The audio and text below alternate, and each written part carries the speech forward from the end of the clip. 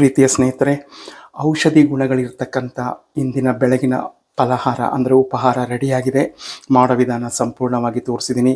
ಇಲ್ಲಿ ನಾವು ಜೀರಿಗೆ ಮೆಣಸು ಉಪಯೋಗಿಸ್ತೀವಿ. ಮೆಣಸು ನಮಗೆ ದೇಹದಲ್ಲಿ ಶೀತದ ಅಂಶ ಇದ್ದರೆ ಹೊಡೆದಾಕತ್ತೆ.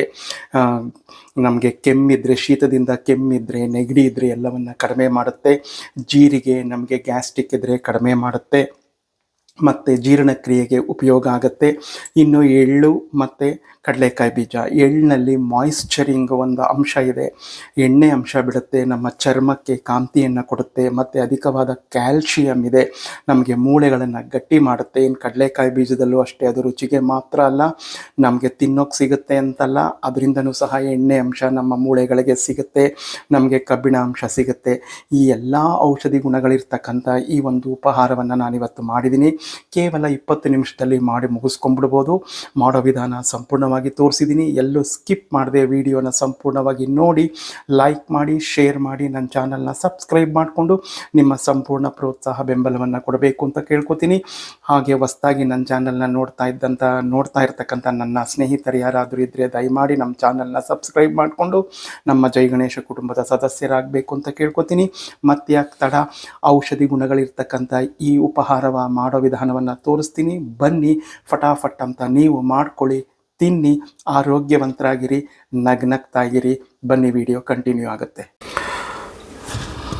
ಹಾಯ್, ಹಲೋ, ನಮಸ್ತೆ, ಶುಭೋದಯ ಸ್ನೇಹಿತರೆ, ಹೇಗಿದ್ದೀರಾ? ನೀವೆಲ್ಲರೂ ಚೆನ್ನಾಗಿದ್ದೀರಾ ಅಂದ್ಕೊಂಡು ನಾನು ಇವತ್ತಿನ ಕಾರ್ಯಕ್ರಮವನ್ನು ಪ್ರಾರಂಭ ಮಾಡ್ತಾಯಿದ್ದೀನಿ.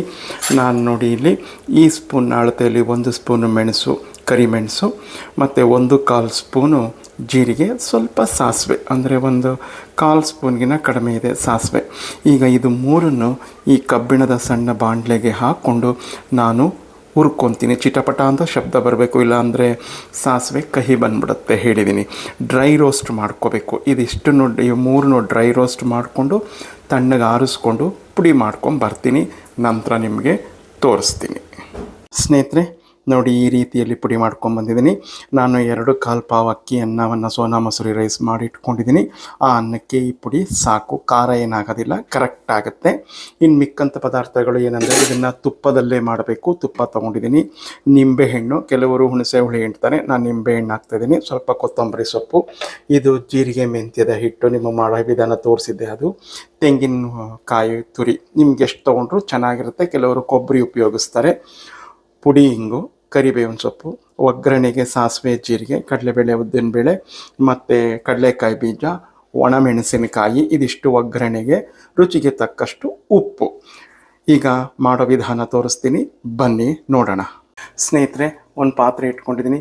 ಪಾತ್ರೆಗೆ 4 ಸ್ಪೂನಷ್ಟು ತುಪ್ಪವನ್ನು ಹಾಕ್ಕೊಂಡಿದ್ದೀನಿ. ಇದನ್ನು ತುಪ್ಪದಲ್ಲೇ ಮಾಡಬೇಕು. ಈಗ ತುಪ್ಪ ಬಿಸಿ ಆಗಲಿ. ಸ್ನೇಹಿತರೆ, ಈಗ ತುಪ್ಪ ಬಿಸಿಯಾಗಿ ಬಂದಿದೆ.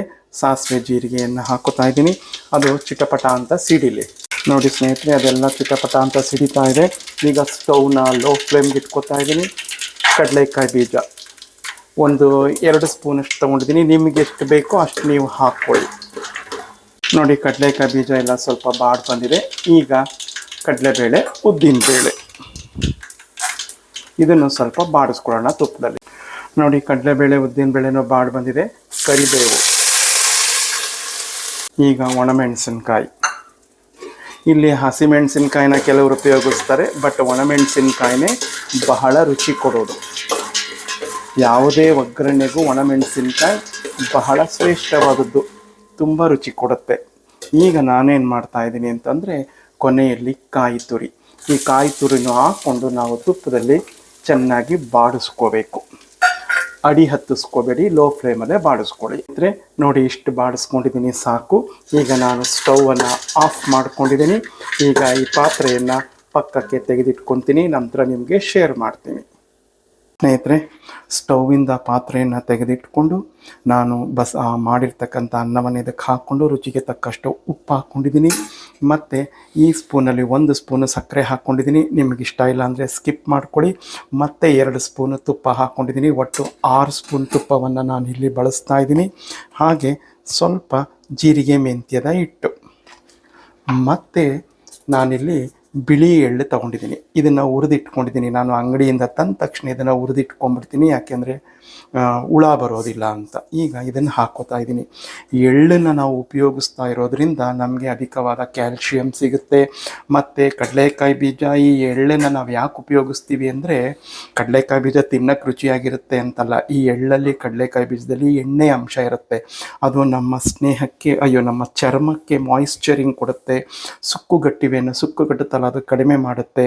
ಮತ್ತು ಎಳ್ಳಿಂದ ನಮಗೆ ಅಧಿಕವಾದ ಕ್ಯಾಲ್ಶಿಯಂ ಸಿಗುತ್ತೆ, ಮೂಳೆ ಗಟ್ಟಿಯಾಗುತ್ತೆ ಅಂತ ನಾವು ಉಪಯೋಗಿಸೋದು, ಇನ್ನೇನಕ್ಕೂ ಅಲ್ಲ, ರುಚಿಗೆ ಅಂತಲ್ಲ. ಈಗ ನಾನು ಈ ಮಾಡಿಟ್ಕೊಂಡಿರ್ತಕ್ಕಂಥ ಮೆಣಸು ಜೀರಿಗೆ ಪುಡಿಯನ್ನು ಹಾಕ್ಕೊತಾ ಇದ್ದೀನಿ. ನಾನು ಎಲ್ಲವನ್ನು ಹಾಕ್ಕೊಂಡಿದ್ದೀನಿ. ನಾನು ಎಷ್ಟು ಬೇಕೋ ಅಷ್ಟೇ ನಾನು ಮಾಡ್ಕೊಂಡಿರೋದು.